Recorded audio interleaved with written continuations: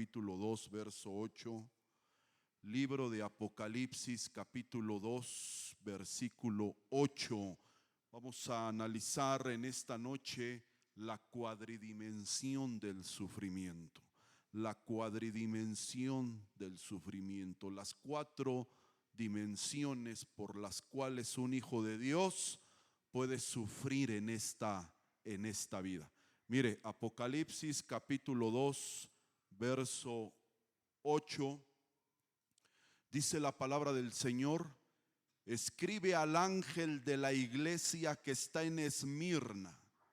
He aquí el mensaje del primero y el último, quien murió y vino a vida de nuevo. Yo sé lo que estás sufriendo y lo pobre que eres, pero tú eres rico, y conozco los insultos de los que se hacen llamar judíos, pero no lo son. Por el contrario, son sinagoga de Satanás. No tengas temor de lo que estás pronto a sufrir. Miren, Satanás echará a algunos en la prisión para ponerlos a prueba, y tendrán tribulación por 10 días. Pero ustedes permanezcan llenos de fidelidad, aún hasta el punto de la muerte, y yo les daré vida como sus coronas. Aquellos que tienen oídos, oigan lo que el Espíritu le está diciendo a las iglesias, no a la iglesia. Lo que el Espíritu le está diciendo a las iglesias: aquel que prevalezca no sufrirá daño en lo más mínimo de la muerte segunda. Padre, en el nombre de Jesús, venimos delante de ti en esta noche, dándote gracias, Dios eterno, porque nos permites terminar una semana más. Te damos gracias porque nos has fortalecido, nos has cuidado, nos has bendecido, nos has auxiliado, Señor, en cada una de nuestras necesidades que hemos tenido a lo largo de esta semana. Te bendecimos por eso, Dios eterno, pero también te damos gracias porque nos permites alabar, glorificar tu santo nombre en esta noche. Y te pedimos la dirección de tu Espíritu Santo, la palabra ungida, la palabra revelada. Pedimos, Dios eterno, esa palabra que consuela, que conforta, que anima los corazones, y que en las situaciones más difíciles nos define para seguir, Señor, caminando en este camino en el cual sabemos nos encontramos ya en la recta final. A millones de años, Señor, de tu creación, tú has tenido a bien prepararnos a nosotros y escogernos para ver lo que muchos anhelaron ver, pero que con nosotros lo vamos a ver con nuestros ojos. Gracias te doy, Señor, por este pueblo esforzado, por este pueblo consagrado, por este pueblo que te busca. Bendice, Señor, cada una de sus ofrendas, de sus aportaciones, de sus servicios, en el nombre de Jesús. Amén y amén. Gloria al Señor en esta noche. Nosotros podemos ver cómo el Señor a la iglesia de Esmirna, específicamente a Esmirna, es a la única iglesia que le garantiza. Dice: yo te garantizo en absoluto. Es un absoluto de Dios. Es decir, que no tiene sombra de variación, que no tiene margen de maniobra la palabra que Dios está decretando. Le dice: yo te garantizo que no vas a sufrir daño de la muerte segunda. Pero usted ve que esta es una iglesia que se desarrolló en el sufrimiento, porque cuando uno analiza detenidamente el mensaje que Dios le entrega al ángel de la iglesia, hermanitos, es un mensaje que verdaderamente sacude el espíritu cuando nosotros lo entendemos con la mente del espíritu. Porque usted puede ver que le da un mensaje, hermanitos, un mensaje que es digno de analizar. Le dice: yo sé lo que está sufriendo. Segundo, le dice: yo sé lo pobre que eres. Yo conozco los insultos de los que se dicen ser judíos y no lo son contra ti. No tengas temor de lo que están próximo a sufrir. Mira, es una iglesia en sufrimiento y le dice: no tengas temor todavía de lo que están próximos a sufrir. Satanás se levantará en contra de ustedes. No solamente es una iglesia en pobreza, no solamente es una iglesia en opresión, no solamente es una iglesia en tribulación, no solamente es una iglesia en sufrimiento, sino que iba a vivir sufrimientos mayores. Y dentro de esos sufrimientos, dice, Satanás se va a levantar en contra de ustedes. Van a ser probados y van a ser atribulados.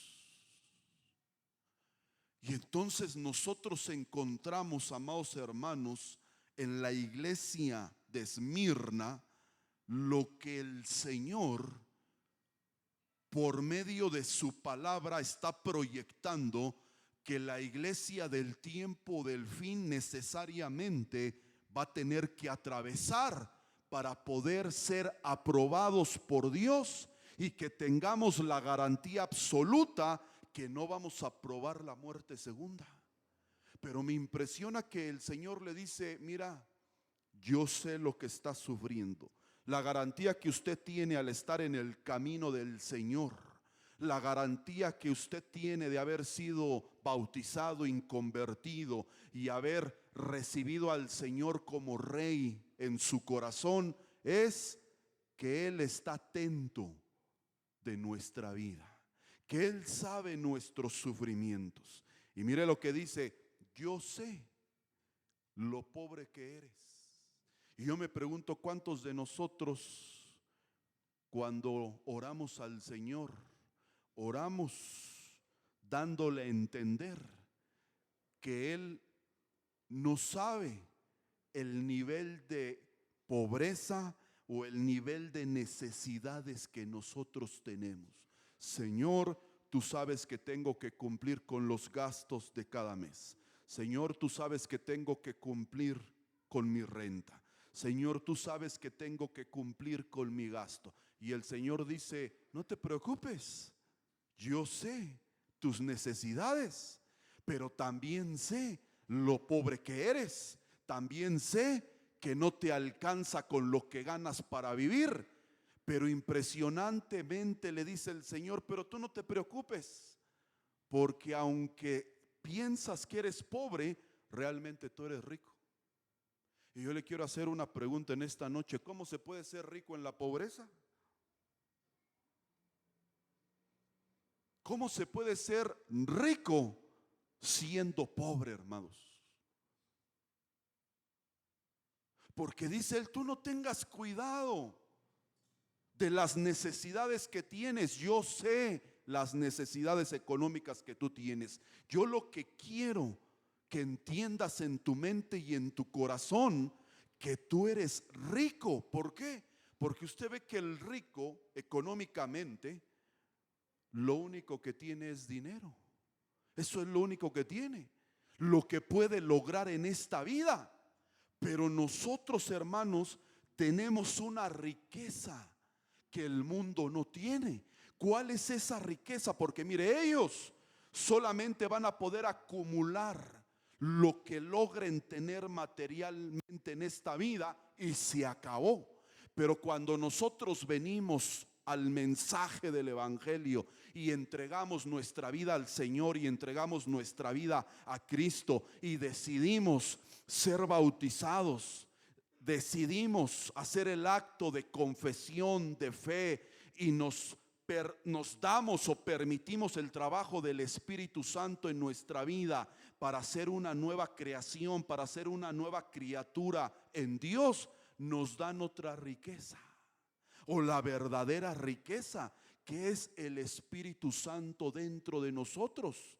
Y entonces cuando usted tiene la garantía de tener al Espíritu Santo dentro de usted, nosotros somos los más ricos, porque ellos se van a hundir en esta tierra, pero nosotros tenemos la garantía, tenemos el sello de poder entrar a la otra vida, donde vamos a tener la verdadera riqueza, que es un reino por 1000 años, que va a entroncar con un reino eterno, donde vamos a tener salud para la eternidad. Vamos a andar, hermanitos, en ríos de cristal, en calles de oro, en puertas de perlas. Y dice el Señor, por eso no te preocupes, porque ellos lo único que tienen es lo que puedan conseguir en esta vida.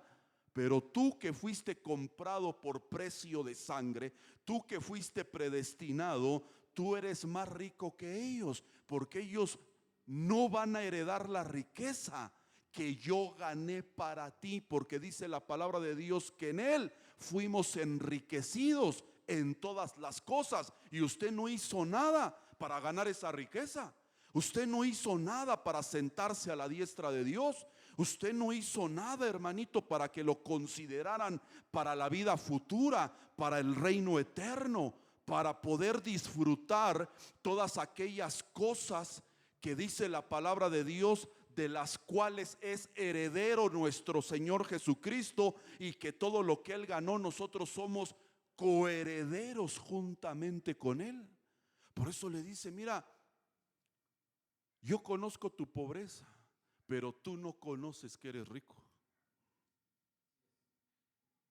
Yo sí conozco tus necesidades, pero tú no conoces todo lo que yo gané para ti, y de lo cual tú vas a ser partícipe y vas a ser coheredero juntamente conmigo. Y el coheredero puede disfrutar de toda la herencia del que tiene verdaderamente potestad sobre esa herencia. Y entonces cuando nosotros, hermanitos, entremos a la otra vida y que nos digan que somos los dueños de todos los mundos, cuando entremos a la otra vida y que le digan, usted es dueño de todas estas galaxias, usted tiene autoridad sobre mundos, sobre creaciones, porque aquel en el cual ustedes hicieron fe, que fue a morir en la cruz del Calvario, derramando toda su sangre, y que ustedes han creído que verdaderamente Él es el Hijo de Dios, al cual Dios le entregó todas las cosas, ustedes también son herederos de todo eso.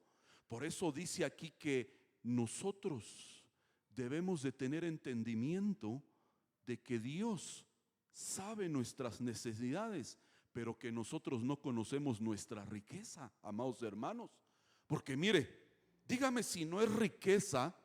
Nosotros podemos atravesar una enfermedad difícil, terrible, y yo le pregunto, ¿usted tiene la economía suficiente para enfrentar una enfermedad difícil en este momento? Que tal vez pudiera venir una enfermedad sobre su vida. Hermanitos, si apenas muchos de nosotros tenemos para comer y para vivir al día, nosotros no tenemos para pagar una consulta, hermanito, con un médico de profesión. Tenemos que ir con el doctor de la bata blanca que está afuera en una botarga. Y nos dicen, mira, yo te recomiendo que tomes medicina de patente, y a usted no le alcanza para eso. Tiene que comprar medicina genérica. Y usted ve que el rico tiene para eso y para más.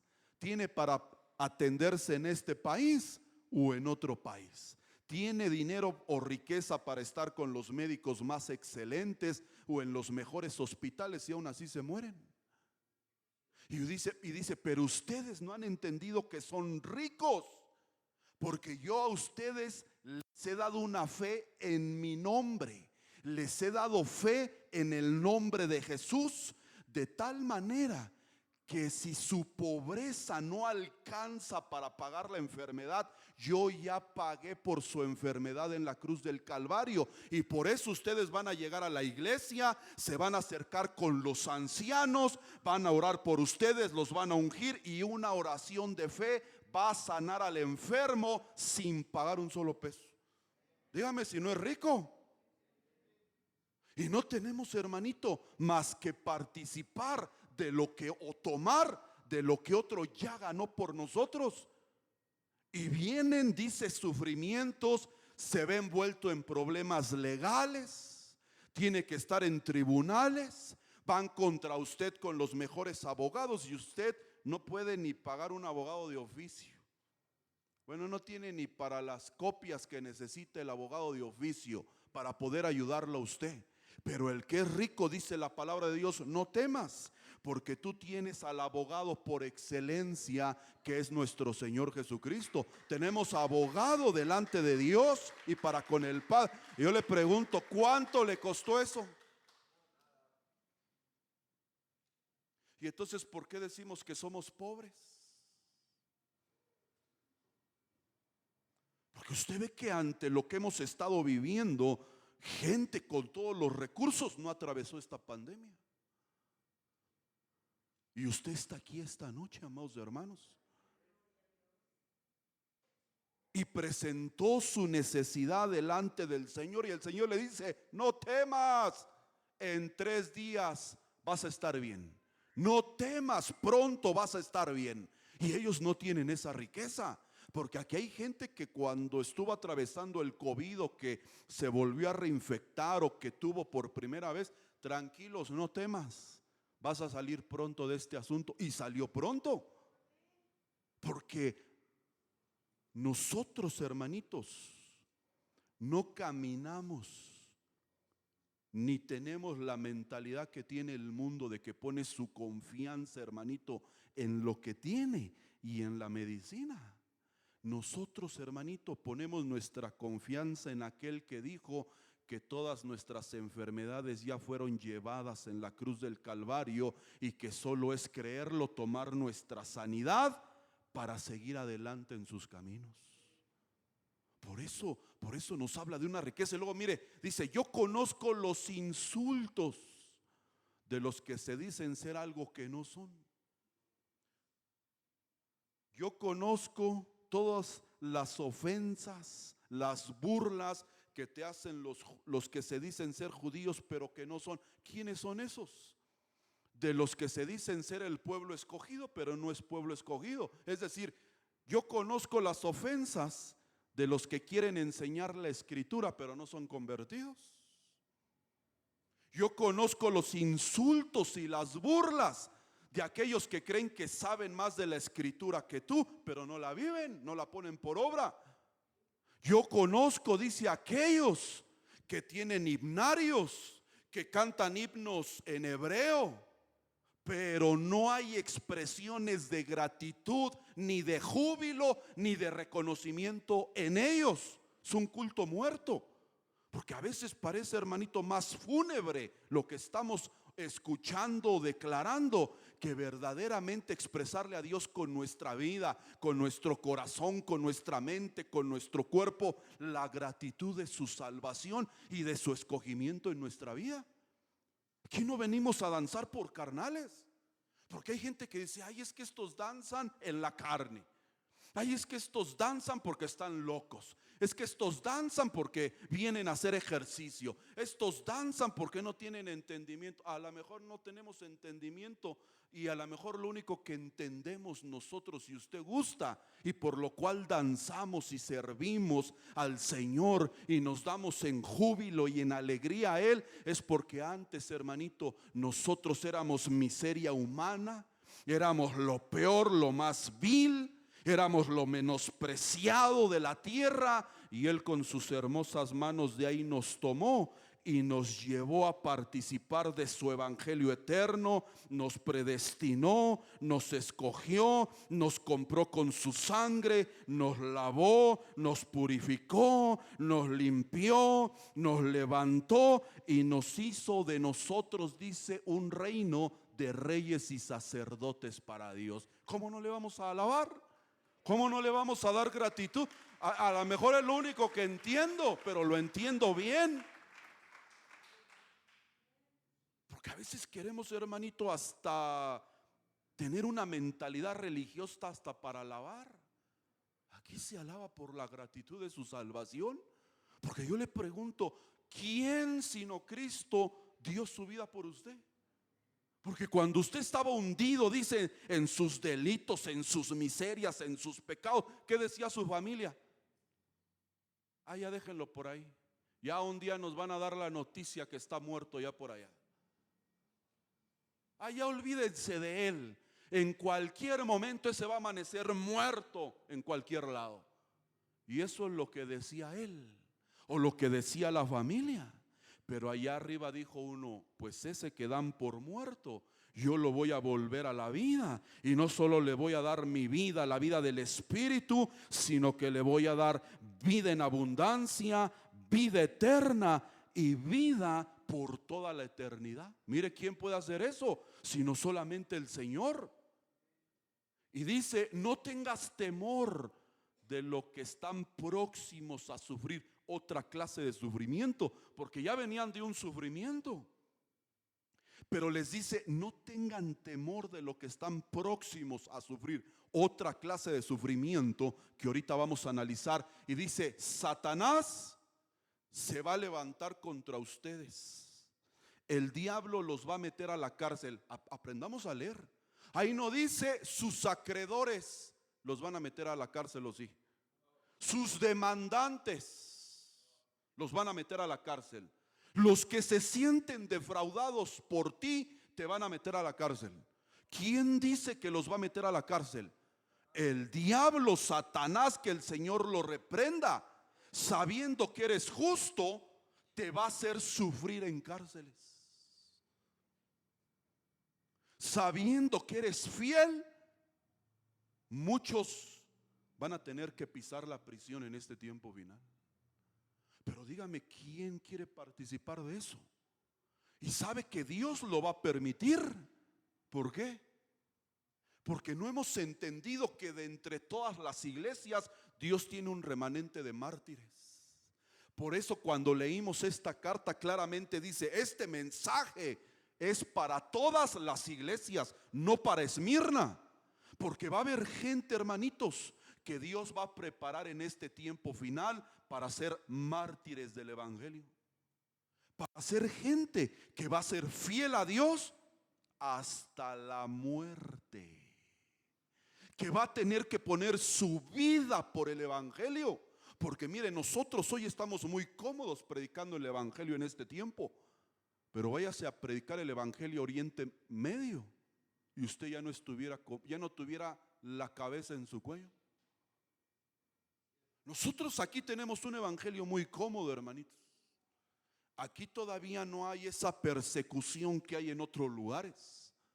Si usted predica en el evangelio en Oriente Medio, hermanitos, el predicar un Dios diferente a Alá es decapitación.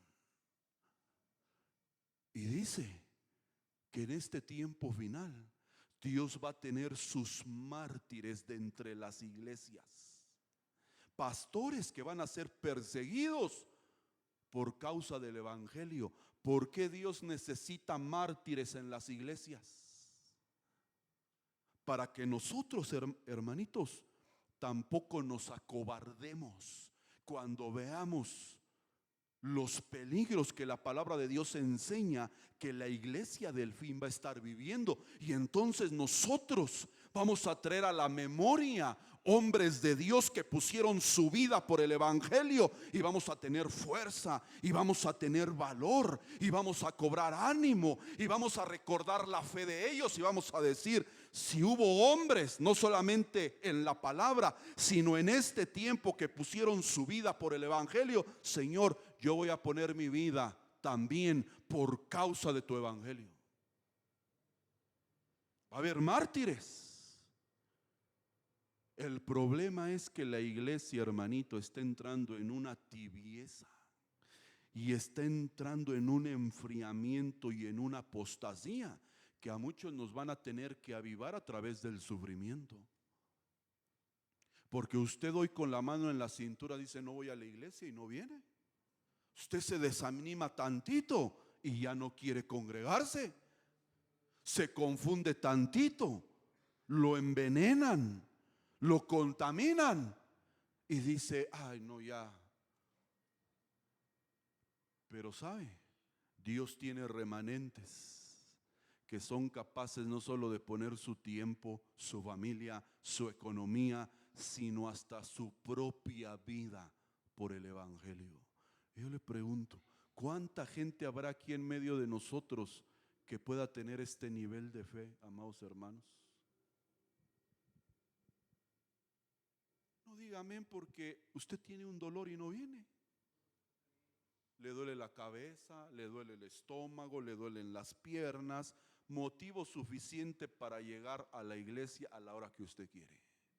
¿Quién le va a creer que usted es capaz de poner su vida por Cristo, su vida por el evangelio?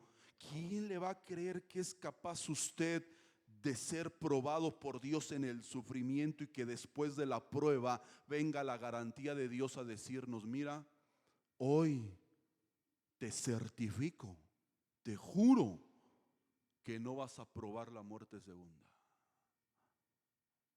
Que tu herencia futura ya está garantizada, porque has puesto tu vida por el evangelio de tal manera que has sido aprobado delante del Señor.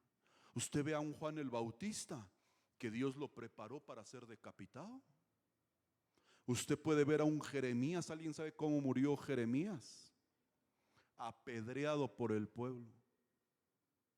Esteban murió de la misma manera. A los que sirvieron, a los que les dieron su vida y su tiempo, fueron los que tomaron las piedras para matarlos a ellos.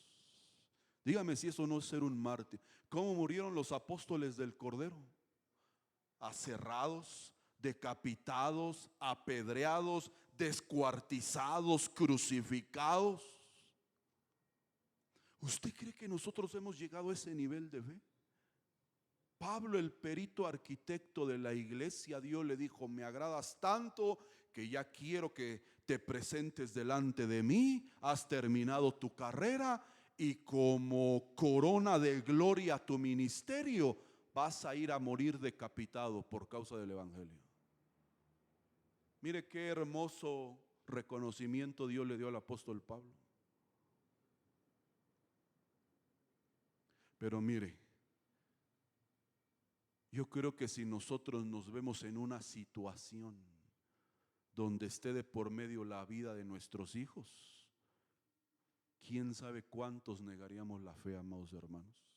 Pero usted ve que esto no es para todos, porque usted ve que hubo gente evitados del martirio, como un Juan, por ejemplo. Hubo gente que Dios les evitó el sufrimiento, pero usted ve que mucha gloria no van a tener, a diferencia de los que pusieron su vida de esta manera.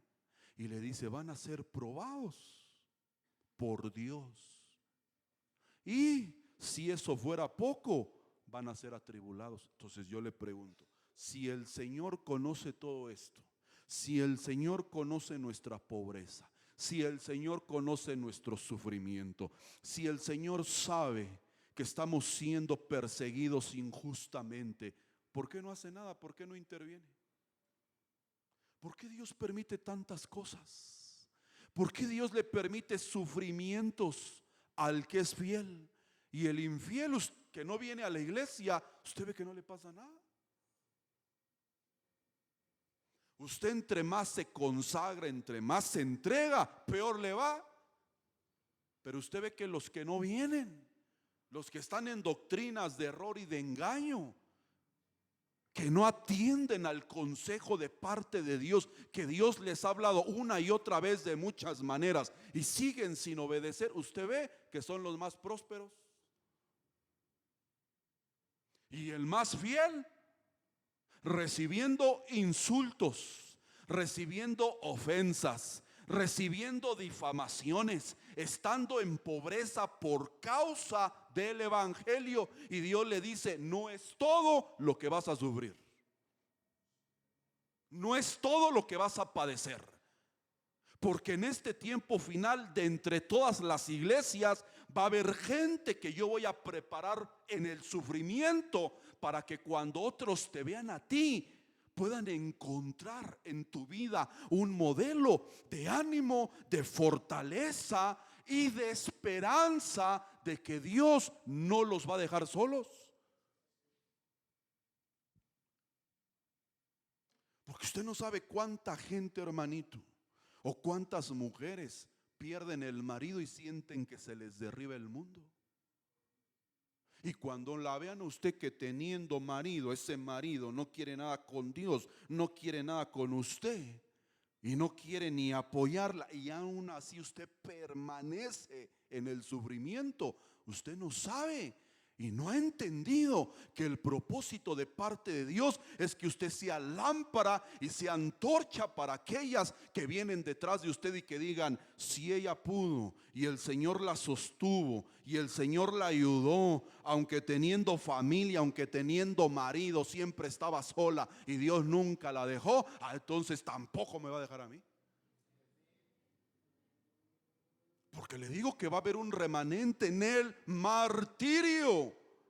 Y el Señor le dice a esta iglesia,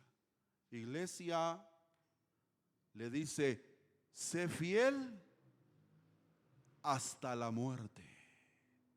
Mire, es muy fácil ser fiel cuando se tiene todo. Cuando uno tiene salud, viene contento a la iglesia. Cuando uno tiene riqueza, prosperidad, es muy fácil ser fiel. Pero ser fiel, hermanito, cuando se está padeciendo y se está en sufrimiento y usted no entiende la razón, eso es fidelidad. Fidelidad, hermanitos, al Señor es que aún en medio de tu pobreza y que no te alcance ni para vivir, estés en la casa del Señor. Eso es fidelidad. Porque ser fiel, cuando usted viene en carro del año, con tanque de gasolina lleno, que tiene para cenar usted y para pagarle a todos los hermanos, cualquiera es fiel. Pero ser fiel a Dios cuando no tiene ni para regresarse. Y por eso le dice: Esmirna, has pasado todo este sufrimiento. Y le dice el Señor, prácticamente un juramento, un absoluto de Dios: por cuanto aún en tu pobreza tienes tiempo de buscarme, yo te voy a librar de la muerte segunda. Porque buscar a Dios, darle nuestro tiempo a Dios cuando lo tenemos todo es sencillo. Pero buscar al Señor y darle nuestro tiempo en nuestra pobreza, hermanitos. Por eso usted ve que los vencedores de esta iglesia fue porque el Señor en su escasez los probó para ver si había una sincera fidelidad a Cristo Jesús, que aún en la necesidad y aún en su pobreza iban a estar de pie, alabando, adorando y exaltando el nombre del Señor. Son los vencedores de Esmirna. Pero ¿cuántos nos doblamos de cualquier cosa? Mire, los que no vinieron el miércoles, platicábamos el día miércoles de aquella mujer encorvada que la palabra de Dios enseña que estaba encorvada, porque la palabra de Dios dice que tenía un espíritu que estaba promoviendo esta enfermedad en ella. Y dice el Señor: mujer, has quedado libre de tu mal.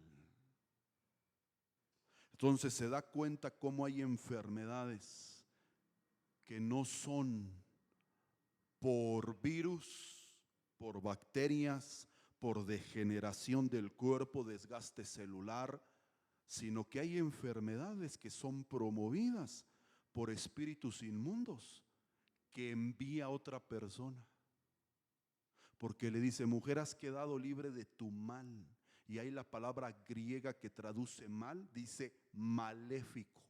Y nosotros analizamos que una de las etimologías de la palabra bruja es maléfica. Brujería.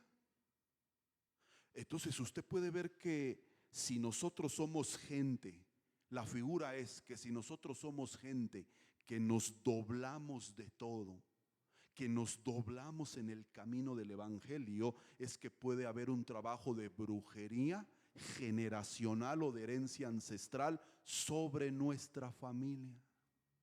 Y entonces hay gente que se dobla y dice: yo ya no voy a ir a la iglesia, ya voy a dar las gracias. Voy a ir con el pastor como si yo lo hubiera invitado, como si me hubiera venido a mí. Vaya a darle las gracias a Dios. De mí si quiere se despide, y si no, también, que Dios lo bendiga. Pero esa persona no entiende que se dobló porque hay una maldición o un trabajo de brujería. ¿Y cómo se da usted cuenta? Usted analiza a esa persona que se está doblando. Y si también se dobló su hermano, y si también se dobló su hermana, y si también se doblaron sus padres, y si también se doblaron sus bisabuelos para no seguir al Señor, hay un trabajo de brujería. Está maldecido. Y él cree que está tomando decisión por convicción personal. Pero ¿cuántos de nosotros nos doblamos? Porque puede haber un trabajo maléfico de brujería sobre nosotros que nos envían espíritus. Por eso usted ve que viene esa persona al evangelio. El Espíritu Santo trata de conquistar el alma, de expulsar a los habitantes, a los reyes que se han entronado en nuestra alma, sentimientos negativos, áreas oscuras que busca conquistar, y de repente como que usted ve que se empieza a esforzar. Pero si hay un trabajo serio de ellos, porque el diablo no juega a ser diablo. El diablo hasta que destruye. El diablo hasta que ve consumado lo que inició. Entonces esa persona de repente usted lo ve animado, y voy a servir, y ya quiero predicar, y tengo planes de esto, y de repente viene la debacle, de repente se vuelve a doblar porque le enviaron un espíritu mayor. Primero tuvo un espíritu de confusión, no sabía ni dónde estaba parado. Vino el espíritu, entró la luz, saca la confusión. Pero si usted permanece, hermanito, en esa negativa, le viene un espíritu de desánimo. Y después le viene un espíritu de tristeza. Y después le viene un espíritu de amargura. Y después ya no es la iglesia, ya es el evangelio. Y después ya no es el evangelio, ya es todo mundo, hasta usted que es parte de su familia. Entonces, el deseo de Dios, amados hermanos, es que nosotros podamos ser vencedores aún en el sufrimiento, pero que tengamos entendimiento de por qué estamos participando de esto. Porque mire, hay una cuadridimensión del sufrimiento. Hay una cuadridimensión del sufrimiento. Primero, sufrimientos que nosotros mismos fabricamos. Hay sufrimientos que no son de parte de Dios. Y aquí es donde la mayoría de la iglesia se mueve. ¿Sabe que la mayoría de nosotros sufrimos porque nosotros mismos fabricamos nuestros propios sufrimientos? ¿Sabe cuánta gente sufre por su propia causa? Mire, hay mucha gente que sufre por el carácter que tiene. Hay gente que sufre todos los días, amados hermanos. Sufre conflictos con su esposo, con su esposa. Todos los días se están dejando. Todos los días ya no te aguanto. Todos los días te voy a acusar con tus padres. Te voy a regresar como si se lo hubieran regalado. ¿No? Como si usted hubiera caminado ahí en la calle y le hubieran dicho: oye, ¿quieres que te regalemos a nuestra hija? Si no te gusta, nos la regresas. Usted voluntariamente dijo: yo quiero esta mujer. Y sufre en su matrimonio porque usted no quiere entregar su carácter. No es sufrimiento de nadie más, sino de nuestra necedad, a no cambiar nuestra forma de ser. Y hay gente que se siente orgullosa y dice: es que yo así he sido toda la vida, de cara larga, así he sido de serio. ¿Y qué culpa tenemos nosotros? ¿Qué culpa tenemos de que usted no quiera cambiar? ¿Qué culpa tenemos de que no quiera poner tantito de su parte para decirle: Señor, si no le caigo bien a nadie, pues dame gracia? Porque si usted no tiene gracia, es un desgraciado. Y hoy los desgraciados así quieren ministrar a la gente. ¿Qué le vamos a ministrar si no tenemos la gracia? Sufrimos por nuestra inmadurez. Si usted está sufriendo de que se le quieren ir los hijos, se le quiere ir la esposa, seguramente fue fabricado por su inmadurez. No diga: ay, Señor, ¿por qué ahora que te sirvo? ¿Por qué ahora que me entrego? ¿Por qué ahora que estoy corrigiendo viene todo esto? Pues por eso. Por eso te está viniendo todo esto, porque te estoy mostrando que lo que sufres es un sufrimiento fabricado por tu actitud. Y la mayoría de nosotros, hermanitos, fabricamos nuestros sufrimientos. Sea usted infiel al Señor y va a sufrir. Si es escogido y predestinado, va a sufrir. Porque hay un Espíritu Santo que está comprometido a lo que el Señor le entregó, presentarlo delante de Él. Y como no entendemos por las buenas, dice el Señor: no te preocupes por las malas. Sea infiel a Dios y fabrique usted sus propios sufrimientos. ¿Cuántos, mire, sufrimos en nuestros matrimonios, en nuestros noviazgos, porque nos dijeron nuestros padres: hijo, hija, mira ese muchacho cómo es, mira los ojos de loco que tiene, hijo, hija, ¿estás segura? Yo lo amo. No lo conocen, yo así lo quiero. Ahora hágase responsable de su sufrimiento, porque el sufrimiento usted lo fabricó por su necedad. Nadie lo... Ay, Dios, te has olvidado de mí. Ay, Padre bendito, ¿qué he hecho en esta vida para tener a este hombre, a esta mujer? Ya es la tribulación aquí con ella, Padre. Seguramente tú me vas a glorificar en esto. ¿Qué te va a andar glorificar? Usted por necio. Pero andamos involucrando a todos y hasta a los padres. Ay, papá, nunca le pide consejo a su papá porque siempre le da malos consejos. Pero cuando usted quiere escuchar lo que quiere oír, va ahí, va con ese papá. Ay, papá, mire mi esposa así, así, así. No te preocupes, hijo, hasta se faja en el cinturón, ¿va? No te preocupes, hijo. Yo voy a hablar con ella. Para eso tienes padre. Involucramos a medio mundo por nuestras necesidades. Si usted se metió ese sufrimiento, usted salga. No involucre a nadie, hermanitos. Porque hay veces que tenemos que hacernos, hermanitos, responsable de nuestras acciones. El segundo sufrimiento, sufrimientos a causa del sistema en el que nos encontramos. ¿No dice la palabra de Dios: en el mundo van a tener aflicciones? En el mundo van a tener sufrimientos, van a tener tribulación. Hay una versión que dice: en el mundo van a tener apretura, los van a apretar de tal manera que va a ser insostenible, a un punto que ya nuestros hijos, mire lo que le voy a decir, no van a poder ser educados en los sistemas educativos del gobierno. Yo creo con todo mi corazón que en algún momento la iglesia va a tener que levantar institutos, formar maestros para educar a nuestros hijos y que no nos los aprieten allá afuera a creer que hay papá y papá, que hay mamá y mamá, que aquí venimos con una orientación sexual porque así lo dice la sociedad, no así lo dice la biología. O sea, va a haber una apretura tal, sufrimientos, pero dice el Señor, confiad, porque yo he vencido el mundo. ¿Cómo vamos a salir libre de esos sufrimientos? Educando a nuestros hijos.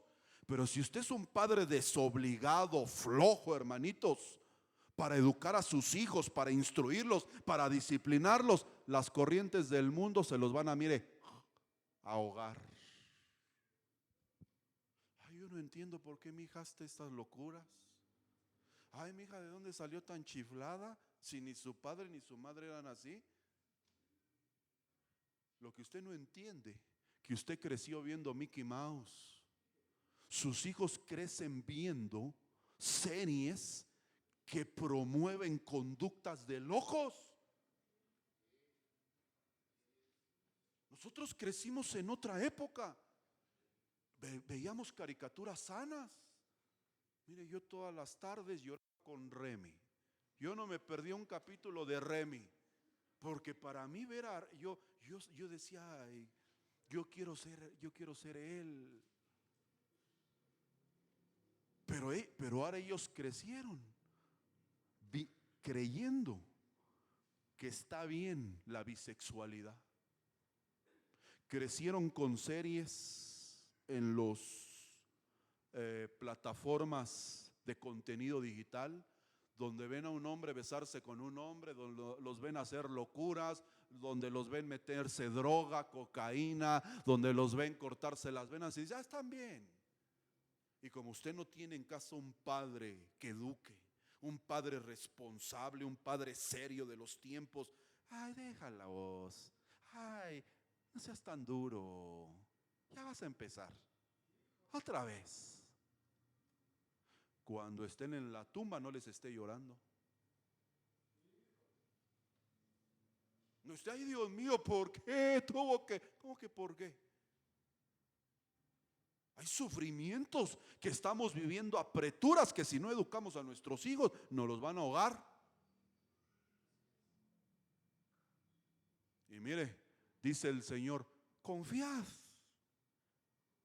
El que estuvo muerto y volvió a la vida les dice que confíen. ¿Qué les está diciendo? El que estuvo atribulado y venció va a estar también con ustedes. El que ha experimentado el sufrimiento máximo, así como venga la prueba, va a dar el entendimiento para la salida, porque él ya vino de ahí.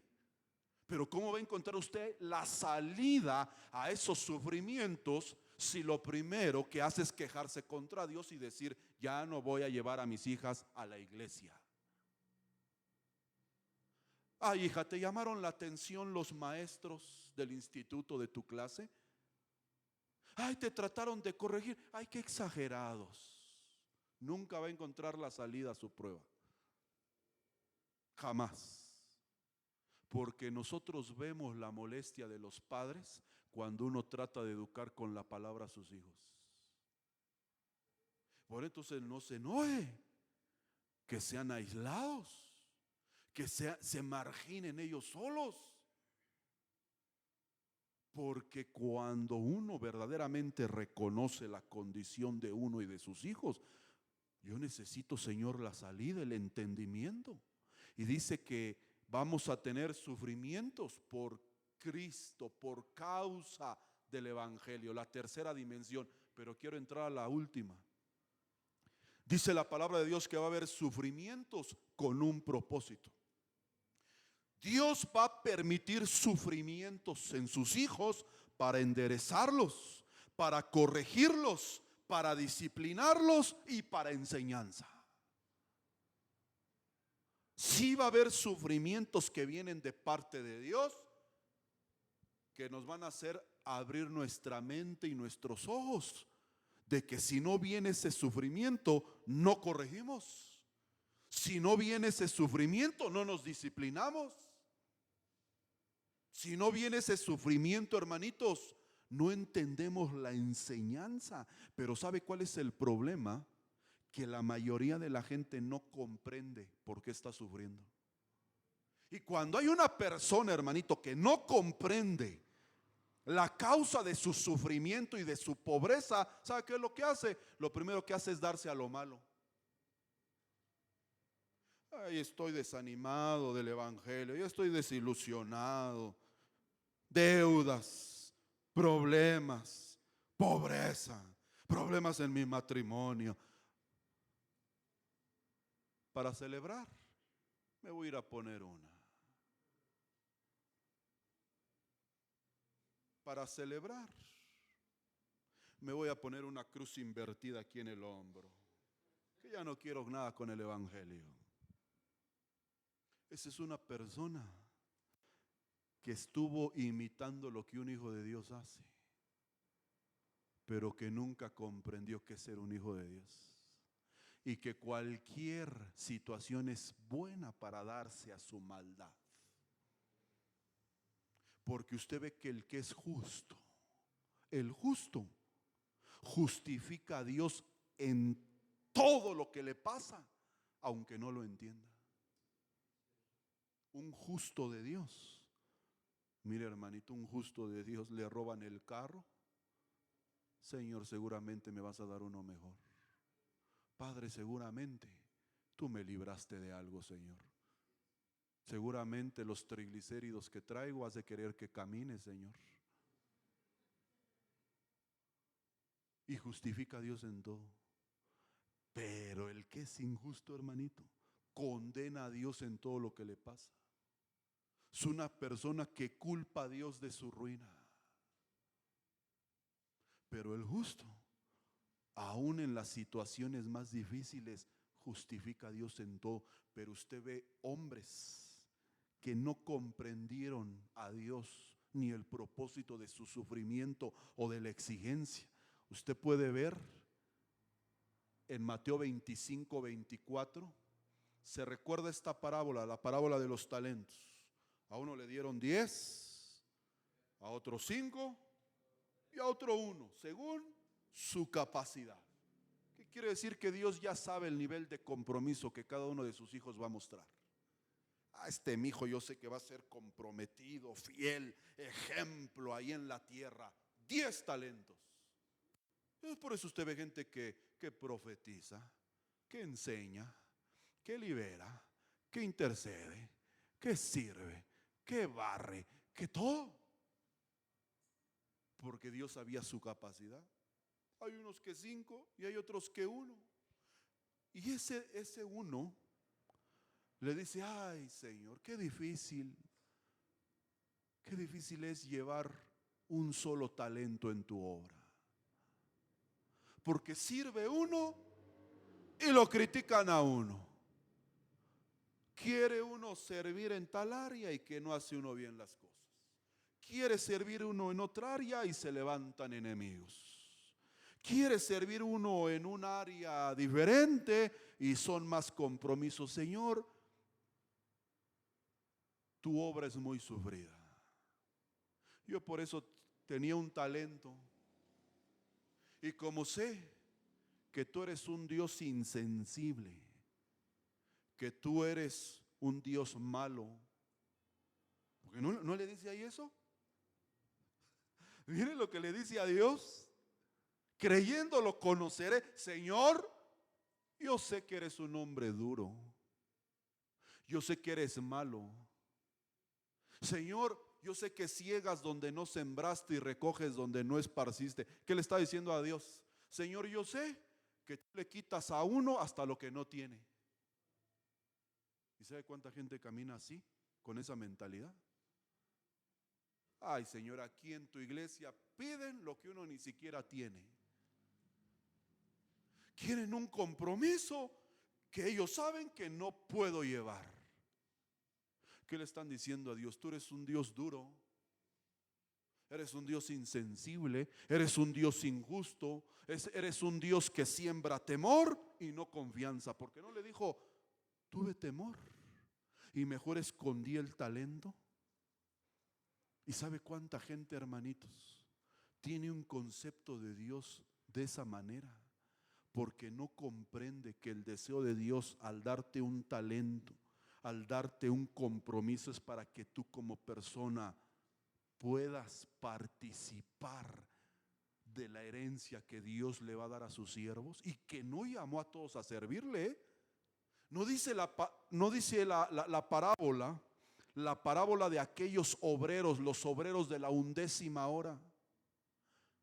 Dice que había ahí unos que habían sido contratados de primera hora, pero dice que llegaron los de la última hora, los de la 11ª, la última tanda, y dice que estaban ahí recargados en la pared, y que veían de lo que otros estaban participando, de trabajar de la viña del Señor, disfrutando de la presencia del Señor de la obra, del dueño de la viña, y no los habían contratado. Pero Dios, al verlos, sintió compasión, sintió misericordia por ellos y les dijo: vengan, también ustedes trabajen en mi viña. Y cuando terminó el jornal, dice que nada más habían trabajado 1 hora, y le pagaron lo mismo que estuvieron debajo del sol todos los demás. Y usted ve que el galardón para sus siervos, dice: donde esté yo, va a estar mi servidor. Pero no hemos entendido eso, que el beneficio es para nosotros, no para Dios. Hay gente que piensa que el servir en la iglesia le está haciendo un favor al pastor. Es que lo estoy apoyando. No, no me está apoyando a mí, se está apoyando a usted, para que cuando el Señor venga, donde esté Él, usted también esté. Donde el Señor camine, usted camine. Donde el Señor se pare, usted se pare. Donde el Señor se siente a la mesa y usted esté sentadito a la mesa. Dígame, ¿qué galardón más grande que ese?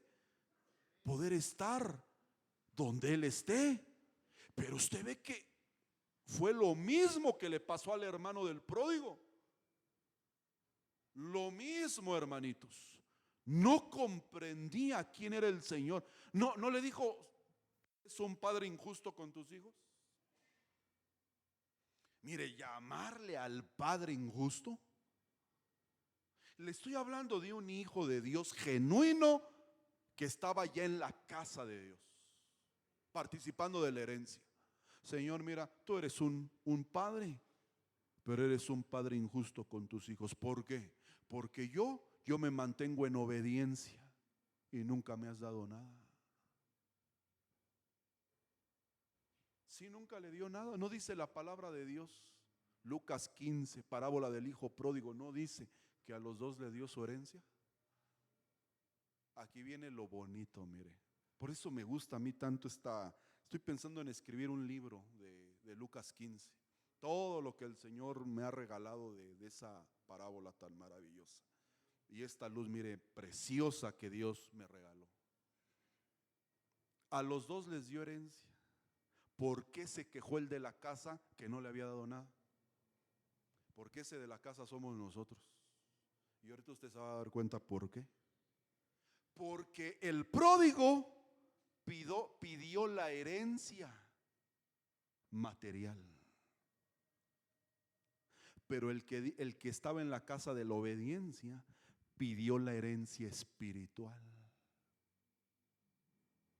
Y entonces muchos de nosotros, hermanitos, no tenemos la sabiduría o la habilidad, si usted quiere, del pródigo. Porque el pródigo dijo: yo sé que tengo un padre que es dueño del oro y de la plata, pero menospreció la herencia espiritual. Dijo: a mí dame la herencia terrenal, a mí dame las riquezas. Y el otro se quiso ver muy espiritual. Y así muchos de nosotros no estamos bendecidos y nos enojamos contra Dios porque nada más queremos la herencia espiritual. Le decimos: Señor, a mí bendíceme con tu presencia y con tu palabra. Ok, perfecto. Dale unción, dale revelación. Padre, no tengo para comer. Usted me pidió la herencia espiritual nada más. Padre, yo con servirte en tu casa soy feliz. Padre, yo con tener para el pasaje y llegar estoy contento. Y cuando ve, hermanito, que hay un pródigo que regresa bendecido por Dios y que no es muy comprometido y que tiene economía y que va avanzando, es porque él pidió la otra herencia. Pero usted puede pedir las dos. Pero ¿cuántos nos enojamos de que Dios no nos bendice? Tenga cuidado de lo que le pide. Padre, yo quiero ser siervo tuyo. Mira, aquí hay gente que está en sufrimiento, en pobreza y en escasez, porque no sabemos lo que pedimos. Padre, yo quiero ser tu siervo. Hazme un vaso de honra, hazme un vaso útil para tu obra. Muy bien, los sufrimientos. Lo primero que te tiene que venir son los sufrimientos de un siervo de Dios.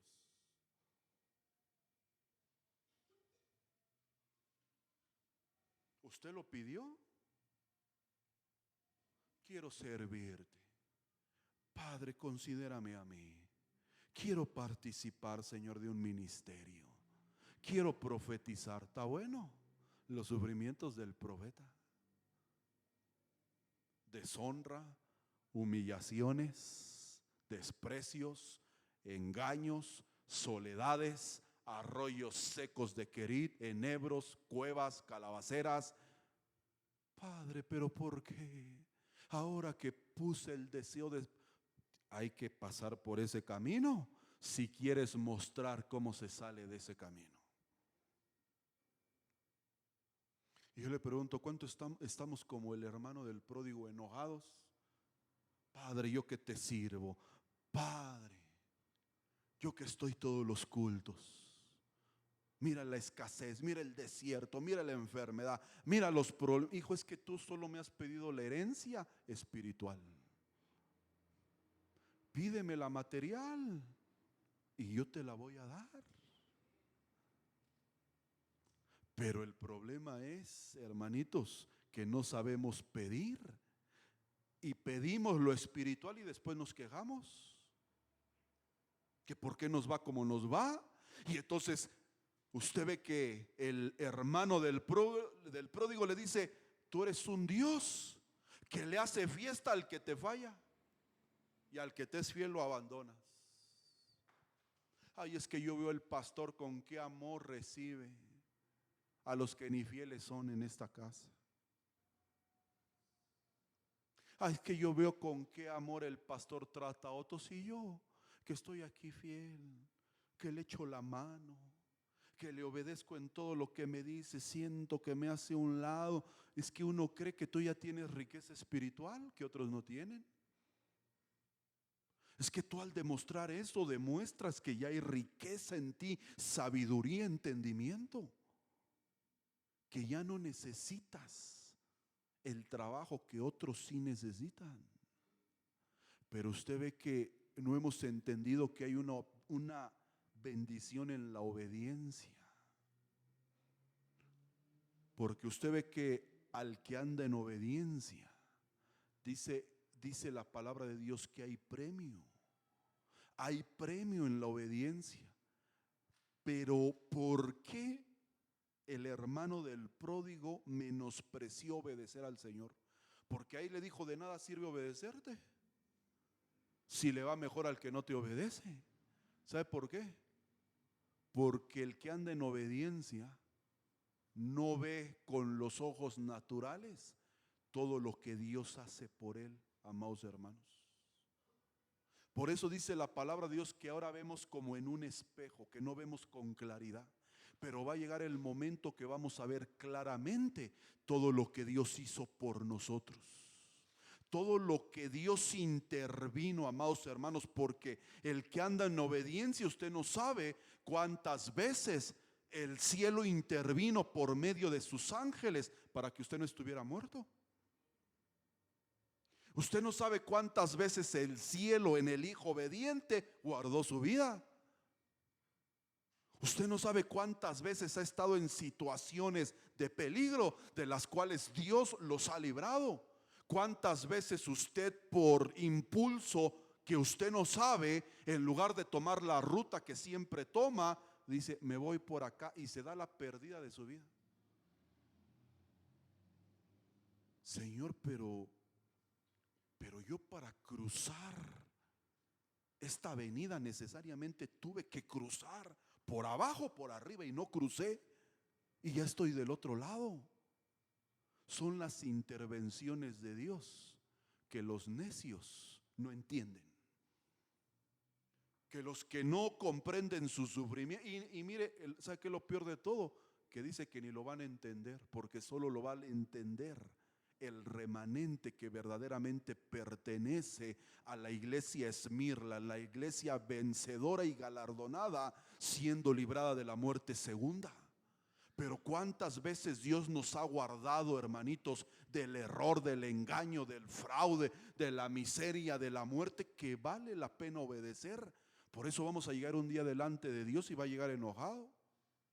Va a llegar como el hermano del pródigo, ¿no? Nunca vi riquezas, nunca vi prosperidad, solo vi sufrimiento, apretura, exigencia. Y cuando llegue delante del Señor, le diga, ven para acá, y le pongan ahí la película de su vida. Aquí envié mi ángel para que tú siguieras con vida. Aquí te libré de ser extorsionado. Aquí te libré de la maldad de estos que se levantaron contra ti, que ni sabes que se habían levantado contra ti. Gente que se ha confabulado contra tu negocio, tu familia, tus hijos. Yo los destruí por ti, porque mientras estés en la casa de la obediencia, vas a recibir bendiciones que no vas a ver con tus ojos naturales. Pues a usted le conviene obedecer, porque usted no sabe cuántas veces usted va alentonado, ahí va en su carro, y ahí el otro va como tortuga, y no se pasa el semáforo en amarillo y usted se enoja, y le pita, y muévete, y llevamos prisa. Hijo de Abraham, de Isaac y de Jacob. Y solo por estar en obediencia no le sacan una pistola, hermanitos. Porque son tiempos en los que usted ya no se puede poner así. Porque usted no sabe quién está delante, que es más valiente que usted. Que no anda ahí por emociones. Pero por eso, mire, la gente sufre y no entiende por qué sufre. Usted ve que dice la palabra de Dios, que había un publicano y un fariseo orando, puesto en pie los dos. Pero uno terminó humillado delante de Dios. Y usted ve que el publicano fue el que se humilló delante del Señor, pero el fariseo, le doy gracias a Dios que no soy como que yo no soy injusto, que yo no soy ladrón, que a mí nadie me viene a cobrar nada. Gracias, Señor, que yo no soy así como estos, que de todos lados les vienen a cobrar. Y el otro, perdóname, Señor, ayúdame a entender esta flaqueza que tengo. Y dice que el justificado fue el otro, y el que no tenía deudas se fue con una deuda grande con Dios. Y mire, el publicano endeudado, justificado, y el otro libre de deudas, con una deuda con el Señor. ¿Cuál era su deuda? Presentar a un Dios injusto. Porque usted ve que el pecado de los amigos de Job fue tratar a Job como pecador. No les dijo a sus tres amigos, ustedes han hablado lo que no es recto delante de mí. Hermanito, se aventaron un libro de 40 capítulos. Y gran parte de esos capítulos dice el Señor que lo que hablaron los amigos de Job no fue lo recto. Y les dijo, ahora, si Él no intercede por ustedes, voy a ir contra su vida de ustedes. Porque presentaron a un Dios que no es el Dios del cielo. Porque usted ve que trataron a Job, ¿cómo lo trataron? No Job, Dios lo presumía con otras creaciones. No le dijo al diablo, mira, ven para acá, diablito, ven tantito, siéntate. ¿Has visto a mi siervo Job? Recto, temeroso, apartado del mal, intachable. ¿Y cómo lo trataron los amigos de Job a él? Como un pecador. ¿Y sabe cuántos nosotros pecamos de señalar y de juzgar a la gente? Ay, mira y mira lo que hace, y mira ya en los problemas que está, y mira ya están sobre de él. Ten cuidado, porque puedes estar hablando de alguien que Dios tenga como recto y justo, que le está permitiendo ese sufrimiento para entendimiento de su vida de él. Vamos a terminar. ¿Cuál es el propósito entonces del sufrimiento? ¿Cuál es el propósito del sufrimiento? Mire, Job 42:1. Respondió Job al Señor y dijo: yo conozco que todo lo puedes y que no hay pensamiento que se esconda de ti. ¿Quién es el que oscurece el consejo sin entendimiento? Por tanto, yo hablaba lo que no entendía. Justo, recto, apartado del mal, y reconoció que hablaba de parte de Dios lo que no entendía. Usted dígale al que está a su lado: oye, disculpa, tú que conoces la Biblia, que conoces a Dios, ¿entiendes lo que hablas? Y va a ver que le va a decir que sí. Se necesita ser un hombre elevado en Dios para reconocer que muchas veces lo que hablamos no lo entendemos y que presentamos a un Dios que no conocemos. Le estoy hablando de Job, no de mortales simples como nosotros. Dice: por tanto, yo hablaba lo que no entendía, cosas demasiado maravillosas para mí que yo no comprendía. Oye, te ruego y hablaré, te preguntaré y tú me enseñarás. De oídas te había oído, mas ahora mis ojos te ven. Por tanto, me aborrezco y me arrepiento en polvo y ceniza. Y dice que aconteció que después de que el Dios habló estas palabras a Job, el Señor le dijo a Elifaz temanita: mi ira se encendió contra ti, tus dos compañeros, porque no habéis hablado de mí lo recto, como mi siervo Job. Ahora pues, tomaos 7 becerros, 7 carneros, e id a mi siervo Job y ofrezcan holocausto por ustedes. Pero mi siervo Job orará por ustedes, porque de cierto a él voy a atender, para no tratarlos a ustedes afrentosamente, por cuanto no habéis hablado de mí con rectitud, como mi siervo Job. Fueron pues Elifaz temanita, Bildad suita, Sofar namatita, e hicieron como Jehová les dijo, y Jehová aceptó la oración de Job y los justificó a ellos. Porque dice que quitó Jehová el sufrimiento de Job. ¿Quién le quitó el sufrimiento? ¿De quién era el sufrimiento? ¿Quién permitió el sufrimiento en la vida de Job? Dios. Cuando él, ¿qué? Hubo orado por sus amigos y aumentó el doble de todas las cosas que habían sido de Job. A ver.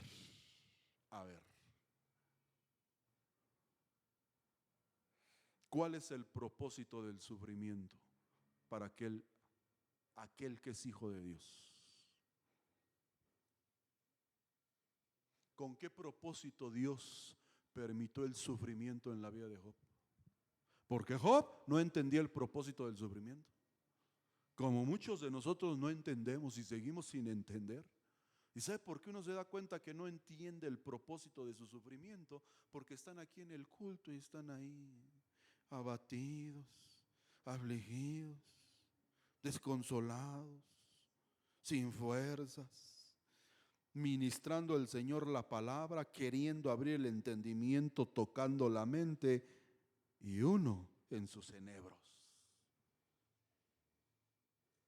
como diciendo: ay, no me importa.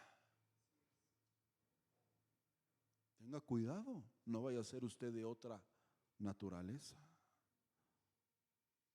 ¿Por qué permitió el sufrimiento en la vida de Job?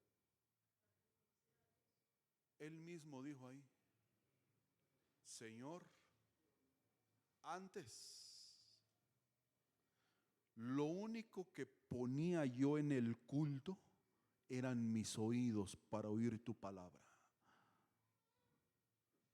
Lo único que ponía simplemente era escucharte.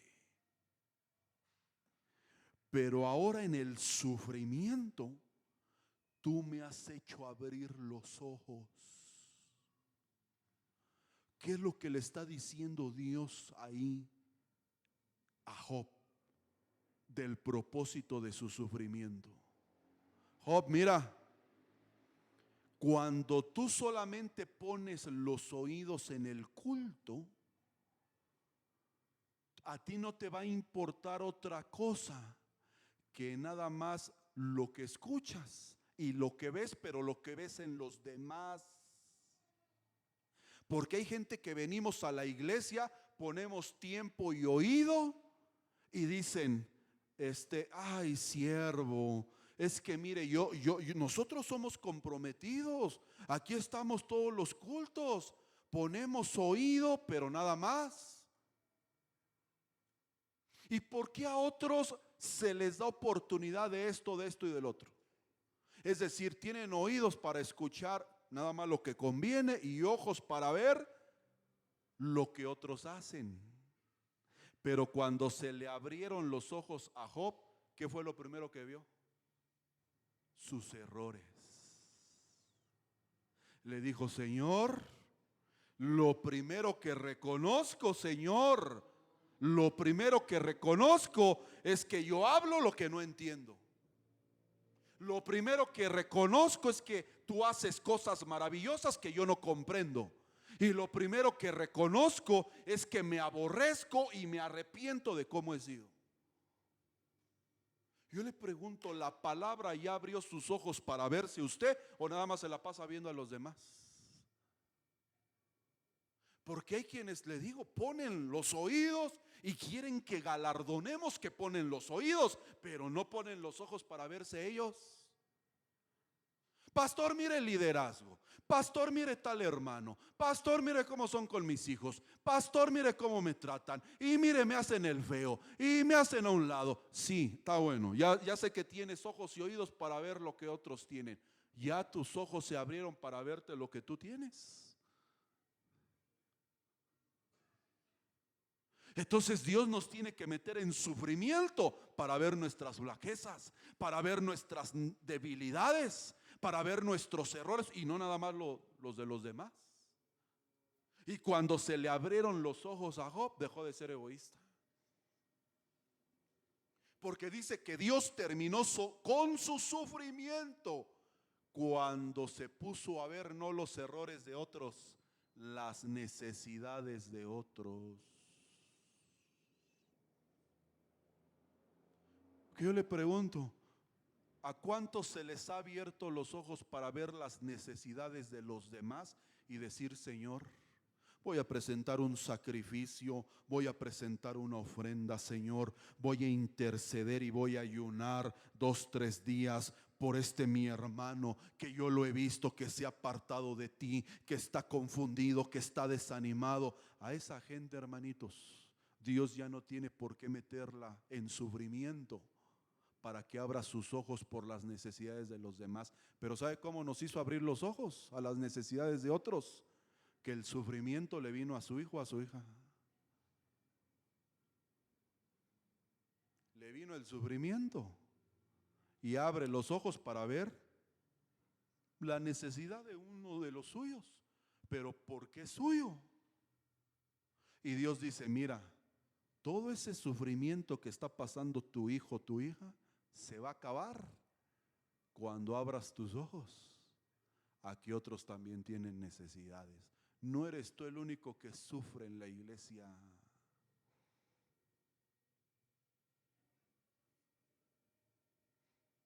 ¿Cuántos quisieran poner fin al sufrimiento de su casa, de sus hijos?